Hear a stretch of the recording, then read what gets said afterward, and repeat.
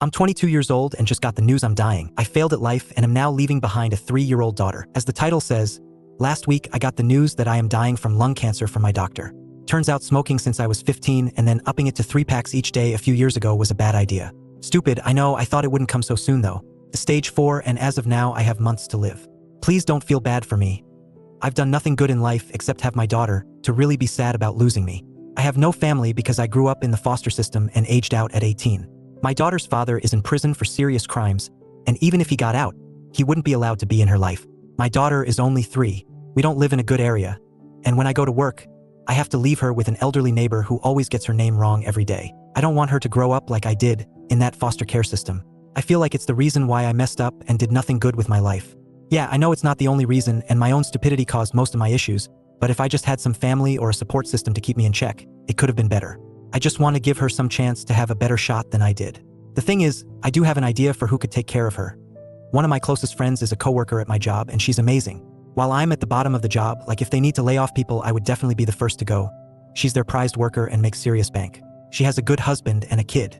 I want to ask her if she would be okay with adopting my little girl once I'm gone. But I know it won't go well. The thing is, my coworker and her family are black, and me and my daughter are white. Like we both have blue eyes and can't tan white.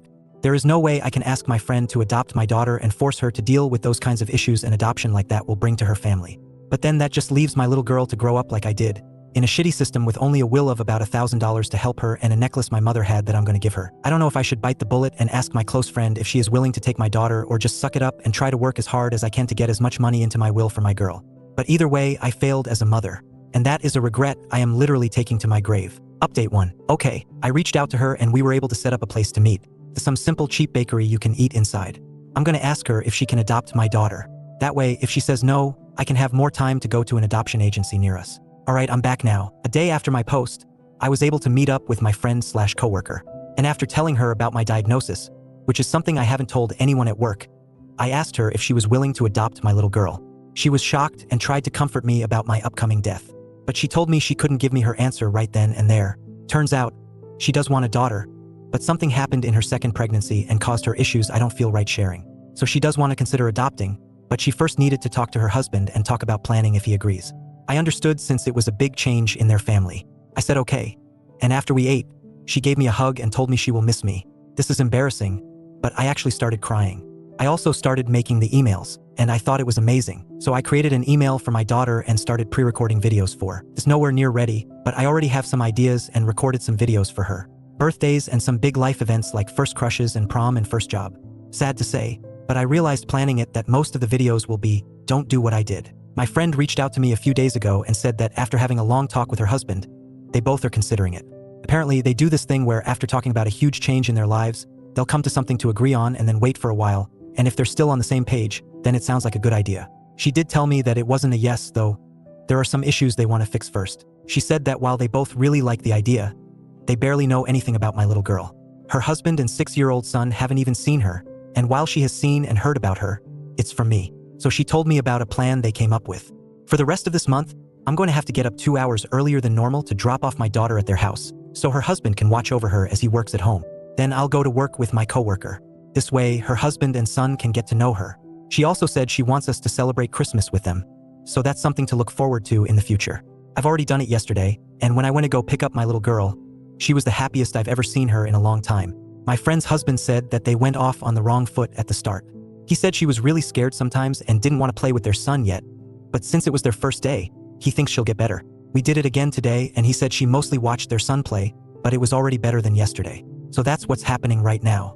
I'm scared this will be for nothing, but at the very least, now my daughter is getting better at their house for now. So even if they say no in the end, she already has some better memories than when she was with me. Update 2. First, I started feeling really sick days after Christmas. My whole chest was hurting like someone was hitting it with a hammer over and over, and I was coughing up blood. My best friend was terrified that I caught something because the doctors have said that me getting sick right now could be deadly, so we had to go to the doctor. Thankfully, I didn't get anything. It was the symptoms getting worse. Also, thankfully, at the time, I was still at work, so I didn't have to pay much for the bills. Yeah, that was another terrible thing that happened to me recently. After that trip to the hospital, my work called me in privately. Remember how I said that if something were to happen, I would be the first to go? Guess what? The bosses were telling me how they couldn't keep me there as I'm dying because it wouldn't feel right, and how it's apparent to them my illness was slowing me down, and forcing my coworkers to work harder to make up for me wouldn't be fair and all that. I know I was just causing more problems to my coworkers since I got diagnosed, but I didn't think they would complain about me to my bosses. I'm so stupid for that. Of course, I was being a pain. I was hoping to still be with them to the end of the month so I could pay my apartment rent. And I had barely enough money for bills, rent, groceries, public transport, and hospital bills. This is where my best friend / former coworker comes in. After testing out caring for my little girl for a few weeks and spending a big holiday with them, she and her husband agreed to adopt her. She was telling me about some of her plans, and I told her it would probably be for the best that my daughter moves in with them. She asked me why, and I told her our work fired me, and I wouldn't be able to care for both of us with so little money. She told me we both could move in with them. They have plenty of guest rooms I could pick. I swear I tried to say no. Her family was already doing so much for us, I felt like this was too much. She told me I could be a huge help for them living there during my last months. Her husband could use the help looking after her as he works. I can help them decorate and fix up her new room, show them the foods my daughter likes to eat. So I promise I'm not going to be a bother to them, and we are hard at work getting the needed papers together for the adoption after I'm gone. Besides, me living there could help my little girl become more comfortable in her new home. And guess how rich her family is? They have a personal family lawyer. When I haven't been feeling sick, we've been working with him to make sure the adoption goes through. Okay, after all of that, I do want to share some other fun news. Christmas with them was probably the best Christmas my daughter and even I have ever had in our entire lives. My friend's family had like 5 Christmas trees in their entire house. Thanks to my friend, I was able to make a really special Christmas gift for my daughter, a Build-A-Bear. Well, it was more of a Build-A-Cat, but it's special because they had these new special voice recordings that could be put inside them. So I recorded a special message for my daughter when I'm gone and gave it to her. I tried recording more videos and sending more emails, but my body is just getting worse and worse. At this point, I'm already forgetting what happened these past few months and even people's names sometimes, so writing emails is a huge pain for me. And that's it. This will be my last post. I'm so thankful to all of you for the advice and kind words, and especially to my best friend and her family for taking in my daughter when I couldn't anymore. Thank you all for everything, and please, just remember to live your best life.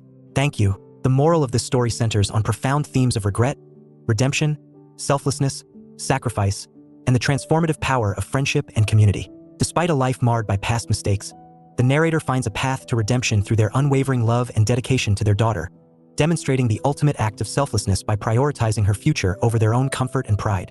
The narrator's journey underscores the importance of supportive relationships, illustrating how genuine connections can profoundly impact lives. Their best friend's willingness to step in and provide not only emotional support but also practical assistance highlights the incredible strength found in true friendship. Moreover, the story emphasizes the persistence of hope and perseverance, even in the face of seemingly insurmountable challenges. Despite the bleakness of their situation, the narrator's determination to secure a better future for their daughter showcases the power of hope and the human spirit's capacity to endure and strive for the betterment of loved ones. Acceptance and letting go are also significant themes, as the narrator comes to terms with their impending death, focusing on leaving a meaningful legacy rather than dwelling on past failures. This acceptance highlights the importance of finding peace and closure.